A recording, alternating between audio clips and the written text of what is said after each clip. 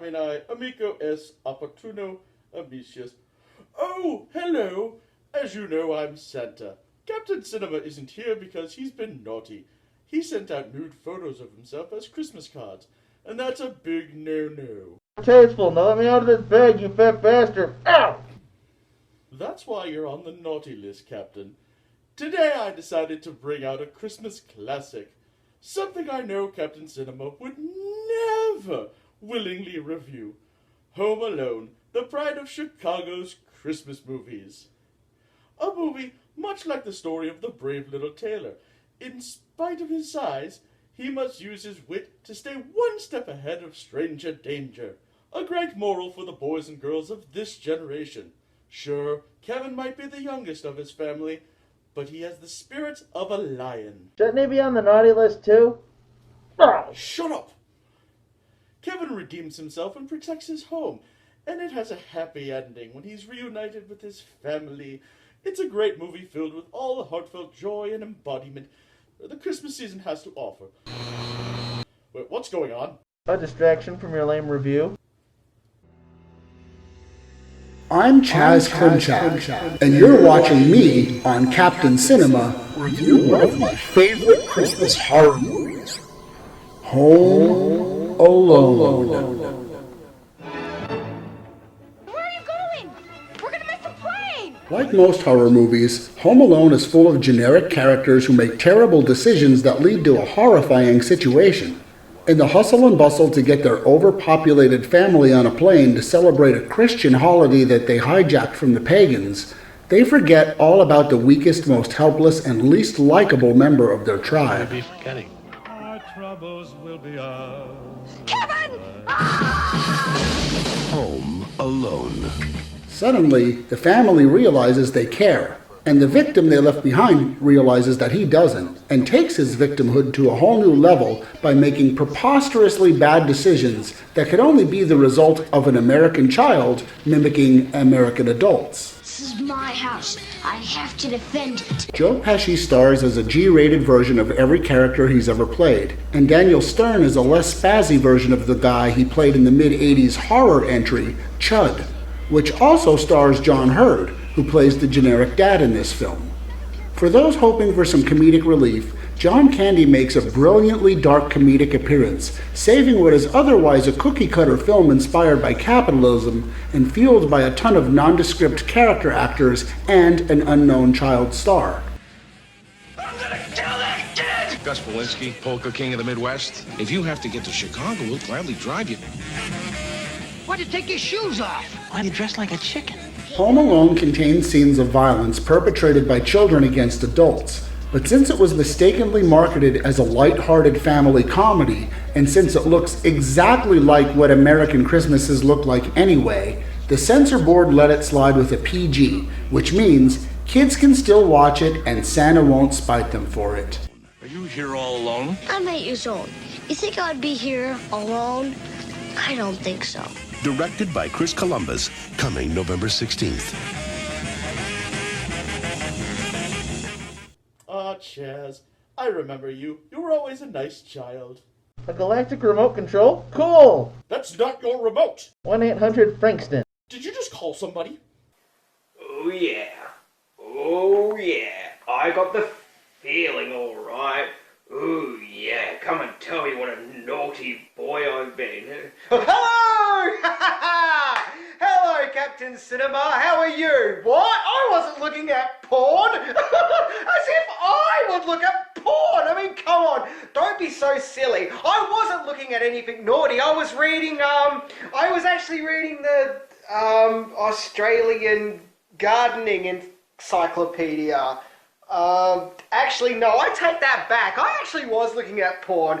Oh my god, imagine getting busted reading the Gardening Encyclopedia. That would be really embarrassing. That would really, really be a don't look at me moment. Anyway, I thought I'd look at some porn, seeing how I'm here home alone. And by God, what a coincidence, seeing as today you're talking about Home Alone. Now, I could go on about Home Alone 1 and what about And you know what a narcissistic fuckwit Kevin McAllister is, and how he's just a deranged psycho killer in the making. But I've kind of already covered that in my own video about comedy movies from Chicago. So today, for you, I thought I'd talk about Home Alone 2. Because believe it or not, Home Alone 2 is one of those very, very rare incidences when a sequel is actually a lot better than its predecessor. And if you watch Home Alone 2, it actually is a lot better than Home Alone 1. It's a lot more funnier, and it's a lot more edgier, and a lot more brutal. And on top of that, it has starring in it Tim Curry. Oh yeah, Tim fucking Curry, yeah! It also has starring Rob Schneider, but never mind, nobody's perfect. There is one scene, however, from Home Alone 2 that always gets me the wrong way. It always seems to sort of grab my dick and bend it. It just, ugh.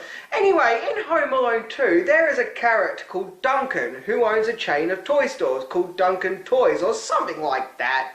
Anyway, when little Kevin McAllister, who is clearly a little kid, goes into Duncan's toy shop, Duncan serves him, and I don't know what the hell that was Kevin was getting. Like this little thing, this little tubey thing with like a monster head on it. I don't know if it was sweets in there. Oh, don't waste your money, Kevin, but whatever. So Kevin's getting served by Duncan himself, which is kind of weird when you think about it. I mean, that's like going to Disneyland and you know, getting your ticket stamped by Walt Disney. But whatever, I can buy this. We'll go along, we'll keep rolling. And you know, Kevin's talking about the big tree over there, and Duncan's like, oh, it's a friendship tree, and like anyone who donates money, it goes towards the sick children and all that. And while Kevin's talking, Kevin's like saying, oh, well, you know, I don't really have a great deal of money and I would like to contribute. And Duncan's, the camera then does a close-up of Duncan's face, and he's like, yeah. And then Kevin makes his donation, and he's like, oh, that's very kind of you. Do you see what I mean? Do you know what it's like? It's just weird. It's like, come on. He's a little kid. And I always felt like Duncan pressured Kevin. He sort of guilt-tripped him into donating money to the friendship tree. Because do you know what this scene is like? You know in those comedy movies, how someone's like, here, you can have this, and they're like, oh no, I can't take that, thank you. It's always reminded me of that. I don't know why. This scene just stands out. It always rubbed me the wrong way. It always pissed me off. It always made me feel like I had to take a shit. Honestly, this scene just did not do it for me, and I don't like it. And on top of that, Duncan, the toy man, is like, oh, well, you know, seeing how you've made the donation to our tree here, why don't you have a special gift that we give to those who give to this tree?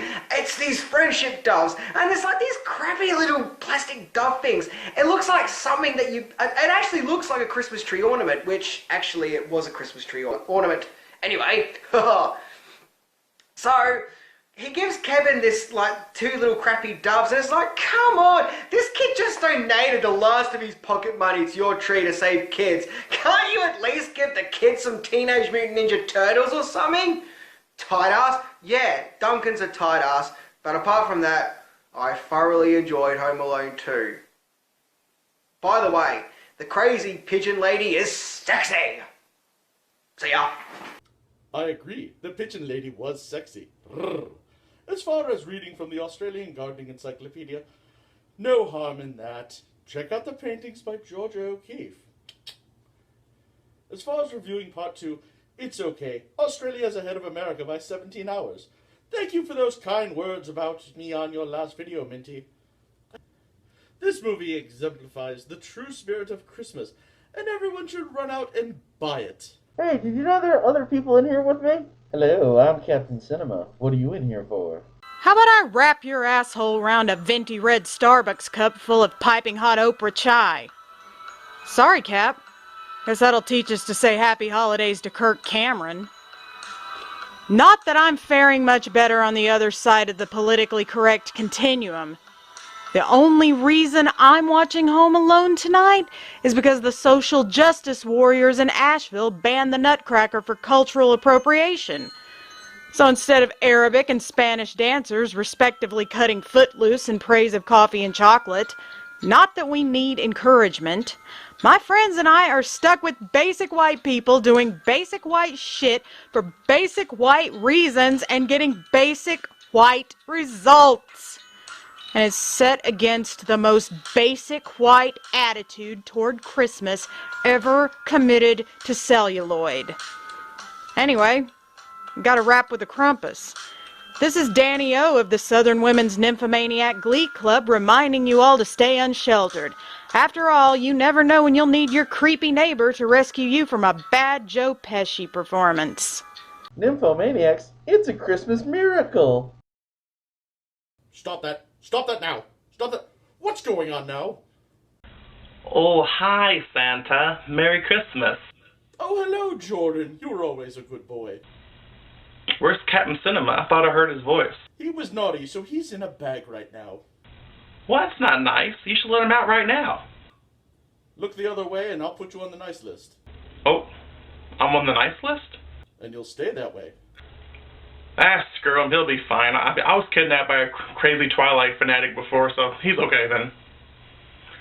So what are we reviewing? Home Alone. Home Alone? That's right.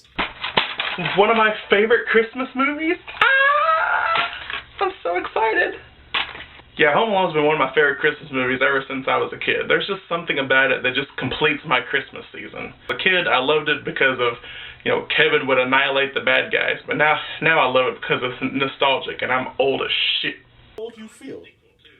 I like the sequel too, even though it had the same basic plot as the original. I guess like how The Hangover 2 was. I don't know if you ever saw this or not, but I reviewed Home Alone 4, and it's just awful. Don't ever watch that. Thank you, I'll stay away from it. Oh, I don't know if Captain Cinema can hear me or not, but Kevin kind of reminds me of a young Jigsaw. Yeah, he and I reviewed the original Saw movie for Halloween. He hated it, and I loved it, so, rub it in his face that Saw's awesome. Good thing I'm on the nice list. So Kevin has accidentally left Home Alone because of his rush to the airport to get to Paris. It's Paris. It's beautiful there this time of year. Kevin, realizes that he's home alone, and he talks to himself for a little bit, and then he finally embraces it. He accepted his loneliness, which is a step in becoming an adult and a good boy.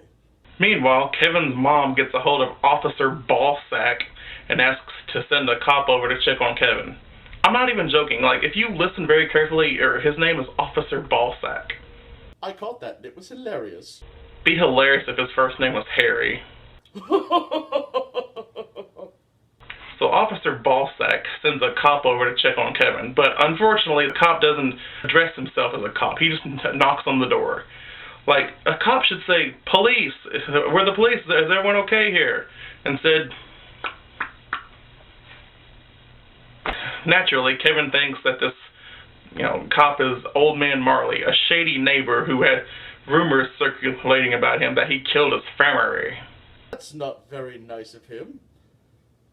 Somehow, Kevin finally gets up the courage to stop, Harry and Marv, the two burglars that are going around, stealing people's Christmas presents and all their jewelry and money. Marv clogs up the water faucet and calls himself the Wet Bandits.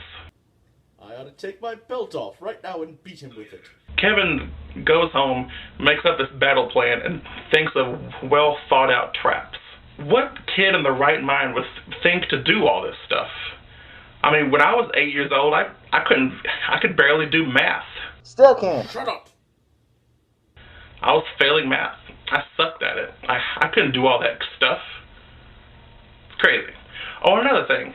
What kid would go to a store? I guess they packed his toothbrush while while they're there in Paris and while he's back home in Chicago, and he wants to buy this toothbrush, and he asks them if the toothbrush is approved by the American Dental Association of America. What kid does that? I know I wouldn't. I would not care at least. I bet it took Kevin a few hours to clean up all that mess before his family got back home the next day. I mean, there was ice water on the stairs, on the front stairs and downstairs, and tar on the stairs, and a nail in the basement. Just a complete mess. He needed Martha Stewart. That was an awful big mess. But all joking aside, you know, Home Alone is still one of my favorite movies, and I just love everything about it. I love the characters, I love the acting, and it just feels its tone and all the jokes, down to that weird mafia noir genre, Angels with Filthy Souls that they made. Yeah, and so in all, I would give this movie an A. Good for you, Jordan. It deserves an A. So, Santa, do I get a present? Check by your feet. Whoa! How'd you do that? Oh, yeah, that's right, you're Santa. Oh, gosh. Oh, it's so big. I've always wanted to have a big package. What is it? I can open it right now? Ah!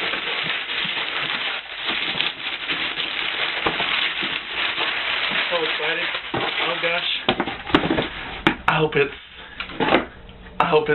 it's the Friday the 13th series all on Blu-ray.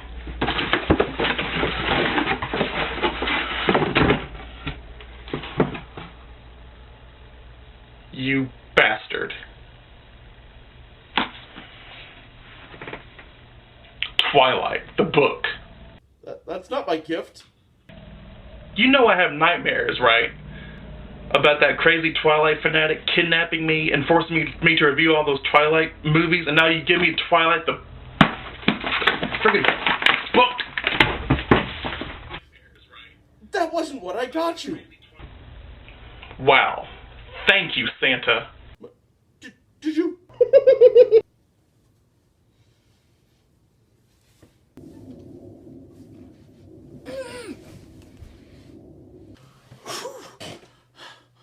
Well, it's good to be out of that bag. Well, sort of. I am going to miss the Southern Women's Nymphomaniac Glee Club. Ladies, call me anytime. All-knowing my ass. You should have known I've gnawed through 3 straitjackets. You should also know not to put your prisoners where your naughty list is. Oh, hey Jordan. Look what I got. By the way, Santa, I also got you something. It should be arriving any second. There it is. Merry Christmas. Good luck with that phone call. I know, Paige. Fuck you, Santa. Anyways, Kevin isn't the best behaved kid, but no 8-year-old is. Being the youngest in that house, which is probably owned by a dentist. Oh, think about it, Jordan. With a house that big and he's asking about a toothbrush, it makes sense. Now, let me go into the horror aspect and conspiracies of the internet. I don't think Kevin grows up to become Jigsaw. The reason behind that is because Kevin would only be a few years older than me, and Jigsaw was in his 50s. But I'm willing to entertain the notion. Kevin becomes friends with Old Man Marley. Now, Old Man Marley played Ezra Cobb in the movie Deranged. Chaz can back me up on that. Kevin becomes friends with this Ed Gein type, and his path goes into that direction. At his age, he would now fit the profile of a serial killer. But seeing as how Saw came out in 2004, Kevin would have only been about 25. I will offer a compromise. Kevin becomes the Collector. Not the one from Guardians of the Galaxy, but the one from the 2009 Collector, in which he turns average homes into death traps, complete with the same type of traps used in Home Alone, just on a much more diabolical scale, complete with a new affinity for spiders. The other theory is that Kevin's mom sells her soul to the devil, implying that Gus Polinski is the devil. First off, bullshit! John Candy was never the devil. Okay, maybe just that one scene. But he's a guardian angel. Look at his body of work. A talking horse that helps his owner get his confidence. Or the albatross that flies into a snowstorm to rescue a kidnapped child. Or a salesman who's trying to help another stranded motorist to get back home for Thanksgiving. A detective who solves a mystery with the help of Jigsaw's disciple. Or inspiring a group of Jamaicans to compete in the Winter Olympics. How is he the devil again? Now, Kevin's mom has the opportunity to wait to catch the next flight back in the morning, but she rushes and eventually gets back home. a few minutes before the rest of the family. If she had just been patient, which is one of those virtues that Santa tries to instill, she would have gotten back home with the rest of her brood. Patience. Try it. Listen to the Guns N' Roses song. Speaking of songs, the theme song was nominated for an Oscar because it was done by John Williams. Have a listen.